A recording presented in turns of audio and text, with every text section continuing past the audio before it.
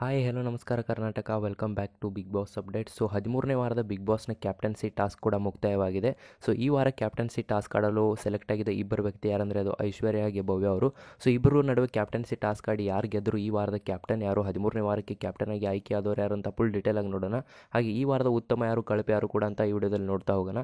ಹಾಗೆ ಇನ್ನೂವರೆಗೂ ನೀವು ವಿಡಿಯೋನ ಲೈಕ್ ಮಾಡಿಲ್ಲ ಅಂದರೆ ದಯವಿಟ್ಟು ವಿಡಿಯೋಗೆ ಲೈಕ್ ಮಾಡಿ. ಈ ವಿಡಿಯೋಗೆ ನಾನು 40 ಲೈಕ್ನ ಟಾರ್ಗೆಟ್ ಮಾಡ್ತಾ ಇದ್ದೀನಿ. ಸೊ ಇದು ಹೈಯೆಸ್ಟ್ ಲೈಕ್ ಆಗಿದೆ, ದಯವಿಟ್ಟು ಎಲ್ಲರೂ ಲೈಕ್ ಮಾಡಿ ಅಂತ ಹೇಳ್ತಾ ಇದ್ದೀನಿ. ಆ್ಯಂಡ್ ಚಾನಲ್ನ ಮಿಸ್ ಮಾಡದೆ ಸಬ್ಸ್ಕ್ರೈಬ್ ಮಾಡಿ. ಈಗ ಡೈರೆಕ್ಟಾಗಿ ವಿಷಯಕ್ಕೆ ಬರೋಣ. ಸೊ ನಿಮಗೆಲ್ಲ ಗೊತ್ತಿದೆ 13ನೇ ವಾರದ ಕ್ಯಾಪ್ಟನ್ಸಿ ಟಾಸ್ಕ್ಗೆ ಆಯ್ಕೆಯಾಗಿದ್ದ ಇಬ್ಬರ ವ್ಯಕ್ತಿ ಯಾರಂದರೆ ಅದು ಲಾಸ್ಟ್ ಮೂಮೆಂಟಲ್ಲಿ ಭವ್ಯ ಹಾಗೆ ಐಶ್ವರ್ಯ ಅವರು. ಸೊ ಇಬ್ಬರ ನಡುವೆ ಕೂಡ ಜಿದ್ದಾಜಿದ್ದಿಯಿಂದ ಆಡ್ತಾ ಇದ್ದಾರೆ. ಸೊ ಇವರಿಬ್ಬರು ಕೂಡ ನಡುವೆ ಕೂಡ ಜಗಳ ತುಂಬ ಆಗ್ತಾ ಇದೆ ಬಿಗ್ ಬಾಸ್ ಮನೇಲಿ. ಈ ವಾರ ಟಾಸ್ಕ್ ಆಡುವಾಗ ನೀವೆಲ್ಲ ನೋಡಿರ್ತೀರ. ಆ್ಯಂಡ್ ಈ ವಾರ ಇವರಿಬ್ಬರ ನಡುವೆ ಕ್ಯಾಪ್ಟನ್ಸಿ ಟಾಸ್ಕಾಗಿ ವಿನ್ ಆಗಿ ಗೆದ್ದವ್ರು ಯಾರಂದರೆ ಅದು ಭವ್ಯ ಗೌಡ ಅಂತಲೇ ಹೇಳ್ಬೋದು. ಸೊ ಆ್ಯಂಡ್ ಇವತ್ತಿನ ಬೆಳಗಿನ ಪ್ರೋಮೋ ಕೂಡ ನೋಡಿರ್ತೀರ, ಕಳಪೆ ಟಾಸ್ಕ್ ನಡೀತಾ ಇರುತ್ತೆ. ಸೊ ಚೈತ್ರ ಅವ್ರಿಗೆ ಕಳಪೆ ಜೈಲಿನಲ್ಲಿ ಹಾಕಿದ್ದು ಭವ್ಯ ಅವರೇ.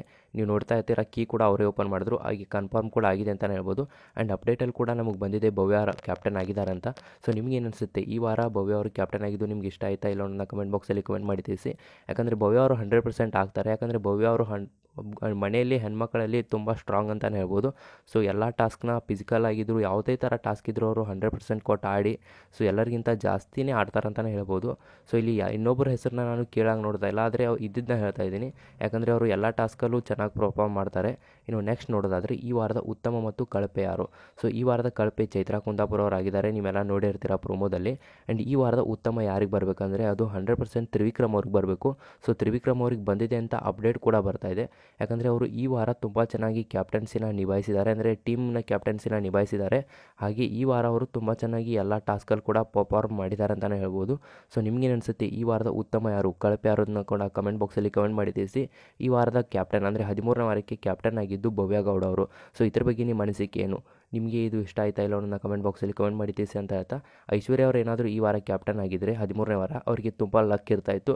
ಯಾಕಂದರೆ ಅವರು ತುಂಬ ಅಂದರೆ ತುಂಬ ಬಾಟಮ್ ಕಂಟೆಸ್ಟೆಂಟಲ್ಲಿದ್ದಾರೆ. ಸೊ ಈ ವಾರ ನೋ ಎಲಿಮಿನೇಷನ್ ವೀಕ್ ಇದೆ. ಸೊ ಈ ವಾರ ನೋ ಎಲಿಮಿನೇಷನ್ ವೀಕ್ ಇರಲಿಲ್ಲ ಅಂದರೆ ಪಕ್ಕ ಅವರೇ ಮನೆಗೆ ಹೋಗ್ತಾಯಿದ್ರು. ಯಾಕಂದರೆ ಇಲ್ಲಿರೋ ಎಲ್ಲ ತುಂಬ ಸ್ಟ್ರಾಂಗ್ ಇದ್ದಾರೆ. ಸೊ ನೋಡೋಣ ಏನಾಗುತ್ತೆ ಅಂತ. ಈ ವಾರ ಮಾತ್ರ ಯಾವುದೇ ಥರ ಎಲಿಮಿನೇಷನ್ ಇಲ್ಲ. ಸೊ ಮುಂದಿನ ವಾರಕ್ಕೆ ಏನಾಗುತ್ತೆ ಗೊತ್ತಿಲ್ಲ.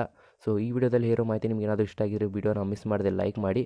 13ನೇ ವಾರಕ್ಕೆ ಕ್ಯಾಪ್ಟನ್ ಆಗಿರೋರು ಭವ್ಯ ಗೌಡ ಅವರು. ಸೊ ಈಗಲೇ ವಿಡಿಯೋನ ಲೈಕ್ ಮಾಡಿ. ಹಾಗೆ ಚಾನಲ್ಗೆ ಹೊಸಬಿದ್ದರೆ ಮಿಸ್ ಮಾಡದೆ ಸಬ್ಸ್ಕ್ರೈಬ್ ಆಗಿ.